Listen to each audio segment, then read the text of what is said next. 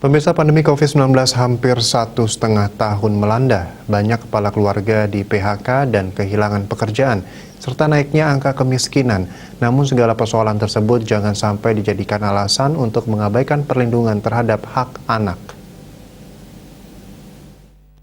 Pemerhati anak sekaligus Ketua Yayasan Lentera Anak Bali LAB, AA Sri Wahyuni mengatakan, di Hari Anak Nasional HAN ini, kasus-kasus yang melibatkan anak sedikit tidaknya telah mencair.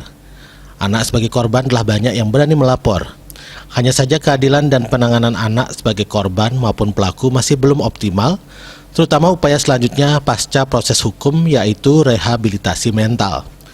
Namun sebenarnya anak sebagai korban maupun pelaku merupakan lingkaran setan dari korban, keluarga, dan lingkungannya. Di masa pandemi ini, persoalan baru terkait anak muncul. Perlindungan anak di masa pandemi lebih sulit diberikan. Perlindungan untuk mendapatkan pendidikan, keadilan, hak untuk mengakses sekolah dengan mudah dan murah justru lebih sulit didapat. Belum lagi perlindungan dari dunia maya yang saat ini tidak bisa dihindari dengan adanya sekolah daring. Berbagai faktor yang memudahkan anak untuk mengakses dunia maya saat ini sulit mendapat pengawasan dari orang tua.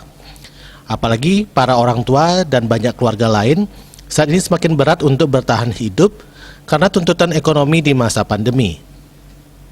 Orang tua tidak ada waktu untuk mengawasi dan melihat apa saja konten yang telah dijelajahi anak-anak mereka dan bagaimana respon anak terhadap konten tersebut. Sangat sulit orang tua untuk mengawasinya saat ini.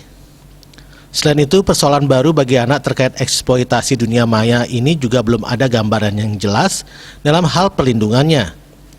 Dengan persoalan ini, ia memandang perlu adanya sosialisasi UU ITE untuk orang tua agar dapat melindungi anak-anaknya. Jangan sampai pelajaran melalui daring menjadi perlindungan anak di masa pandemi menjadi terabaikan.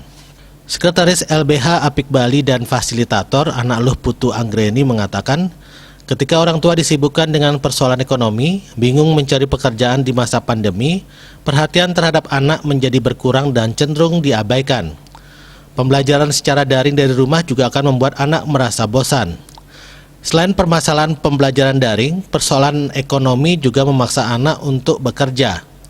Pembinaan dari pemerintah sangat diperlukan. Dalam hal ini untuk menjaga anak tidak bekerja di wilayah yang membahayakan. Upaya penanganan anak ini harus dilakukan secara terpadu agar anak tidak sampai terlibat pada pekerjaan yang berbahaya. Citamaya Bali Pos melaporkan.